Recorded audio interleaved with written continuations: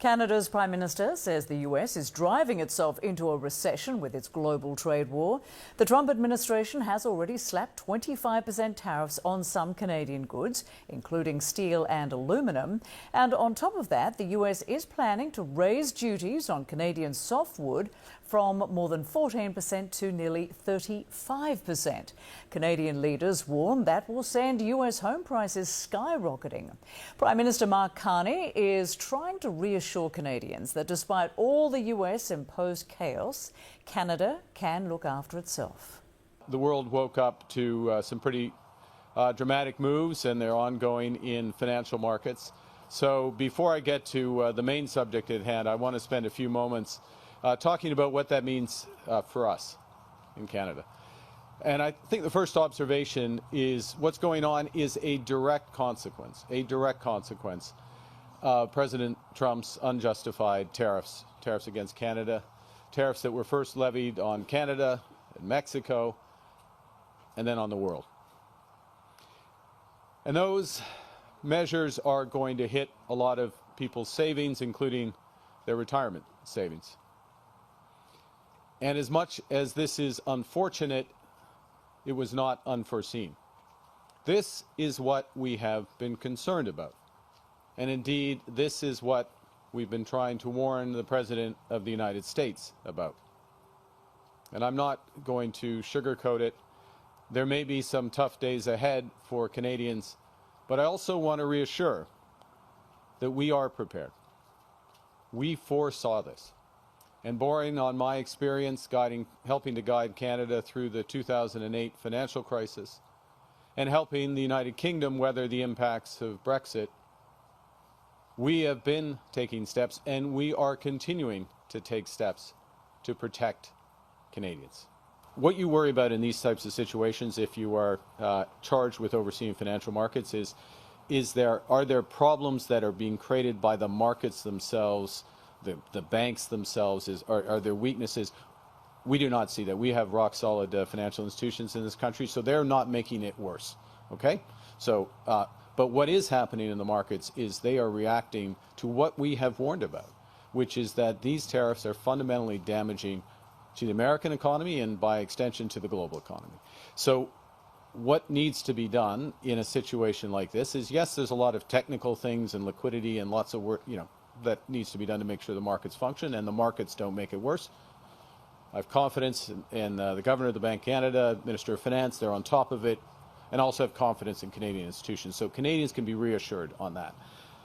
But what you need to do in a crisis, and I have long experience in this, is you need to meet it with overwhelming force. You need to meet it with overwhelming force. And the situation at the heart of this is uncertainty about U.S. policy, or to make it worse, is greater certainty that U.S. policy will be self-harming to the American economy and therefore the global economy if the U.S. doesn't walk back from this tariff policy. We can't control the United States. We can't control President Trump's decision. We can speak, and we do, and influence and inform. We can control what we do here in this country, and that's why we're being clear about, and we've been clear from the start in terms of the huge payback if we have one Canadian economy, not 13. The huge payback from major projects of national interest. The ability to catalyze investment in this country of all sorts. And the importance of diversifying our trading relationships around the world. And I will say in the last 48 hours, I've had a series of conversations around exactly, well, in fact, all of those aspects. Sorry, David, I'll hand back. But, so the way we need, and what Canadians, I think the core message to Canadians is something I've said over and again, but I want to really emphasize. We can give ourselves far more than the U.S. can take away.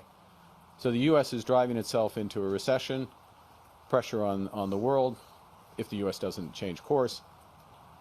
But what we can control is where we invest here, how we support our people, and that's what we're doing.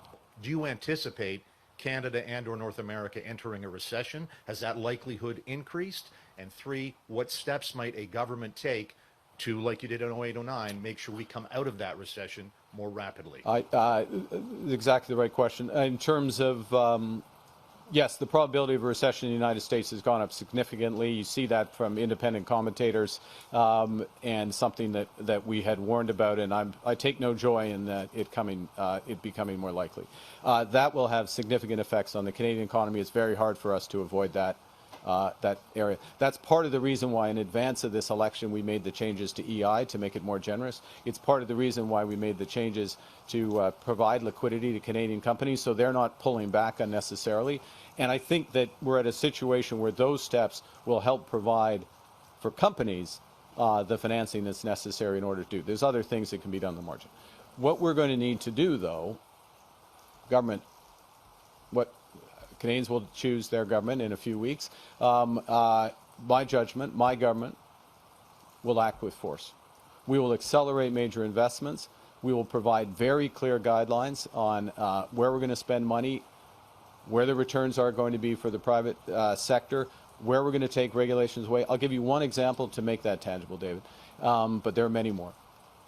We announced at the first ministers' meeting 2 weeks ago, 10 days ago, just before calling the election, that we will remove all federal barriers to interprovincial trade, mobility, and by Canada Day. We will table that legislation by Canada Day. We've left instructions for the officials to be developing that.